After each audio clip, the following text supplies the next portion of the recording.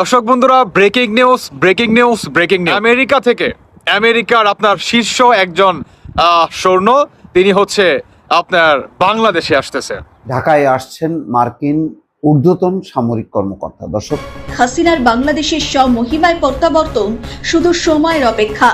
কারণ সেনা অফিসারদের মধ্যে হাই প্রোফাইল মিটিং হয়েছে বারবার এবং ওয়াকার বিরোধীদের কাছে বারবার জানতে চাওয়া হয়, বাংলাদেশে কি সেনা শাসন জারি হবে? সেই পথেই কি এগোচ্ছে বাংলাদেশ? দর্শক, এবার যুক্তরাষ্ট্র থেকে ঊর্ধ্বতম কর্মকর্তা পাঠাচ্ছেন ডক্টর মোহাম্মদ ইউনূসকে সরিয়ে সেনাপ্রধান কিভাবে ক্ষমতা দখল করবে সেজন্য পরামর্শ দেওয়ার জন্য ইতিমধ্যে ওয়াকারুজ্জামান গোপন বৈঠক করেছেন। একের পর এক কি হতে যাচ্ছে এই ভিডিওটি দেখলে আপনারা বুঝতে পারবেন।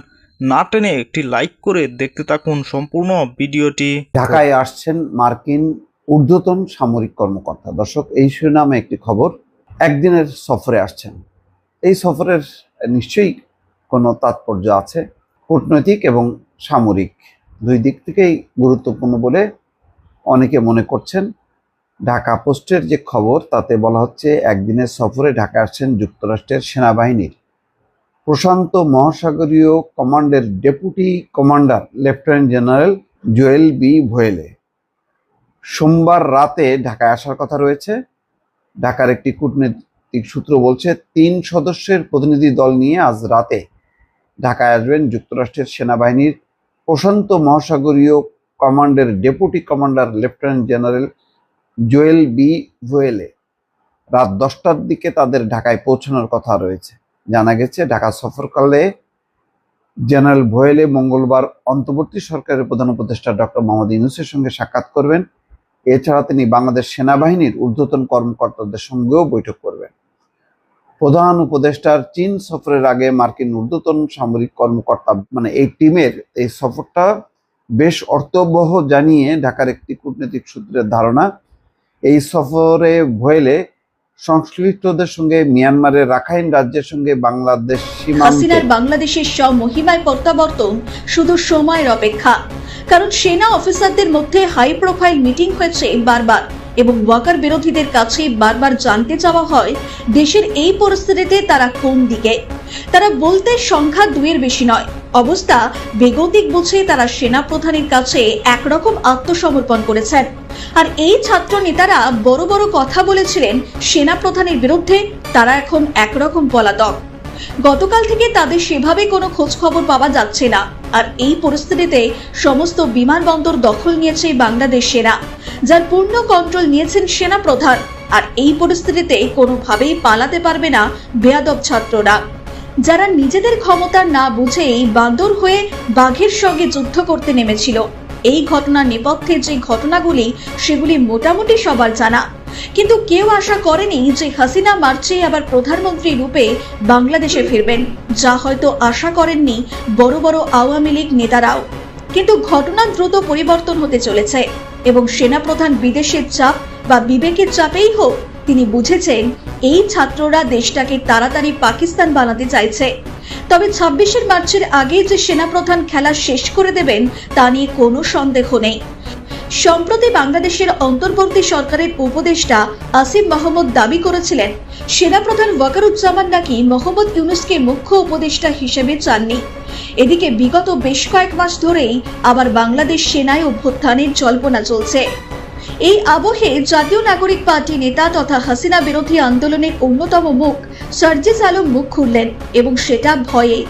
গত 22 মার্চ সাংবাদিকদের মুখোমুখি হয়ে সার্জিস বলেন, সেনাবাহিনীর প্রধানকে সরানোর কোনো প্রশ্ন কখনো আসেনি, বরং এই নিয়ে এখন গুজব ছড়ানো হচ্ছে। এই অবস্থা যেন নির্বাচনের আগে পর্যন্ত তৈরি না হয়, সেটি আমরা প্রত্যাশা করি। সেনাবাহিনীর সঙ্গে রাজনৈতিক দলগুলোর যে শ্রদ্ধার জায়গা আমরা মনে করি সবসময় ছিল, আছে এবং আগামীতেও থাকবে। আমরা মনে করি যে সেনাবাহিনী এমন একটি প্রতিষ্ঠান, যে প্রতিষ্ঠানের ওপর আমাদের সবার আস্থা এবং শ্রদ্ধাবোধ রয়েছে। আমরা এটা হারাতে চাই না। জাতীয় নাগরিক পার্টির জায়গা থেকে, আমরা ব্যক্তিগত জায়গা থেকেও যদি বাংলাদেশে কি সেনা শাসন জারি হবে, সেই পথেই কি এগোচ্ছে বাংলাদেশ? এমন নানা প্রশ্ন উঠে আসছে বাংলাদেশের অন্দর থেকে। তবে সেনাপ্রধানের বিরুদ্ধে যেভাবে অভিযোগ তোলা হচ্ছে, জনসমক্ষে টেনে এনে তাকে কাঠগড়ায় তোলা হচ্ছে, তাতে সেনা বাংলাদেশের দায়িত্ব নিজের কাঁধে তুলে নিতেই পারে। তবে সেনাপ্রধান সেটি হয়তো করবেন না, বলছে ওয়াকিবহাল মহল। তবে সেনানিবাসে চলছে একটি গোপন বৈঠক, উপস্থিত সেনাপ্রধান, সেনা কর্তারা। এখন বাংলাদেশের রব কি হয়।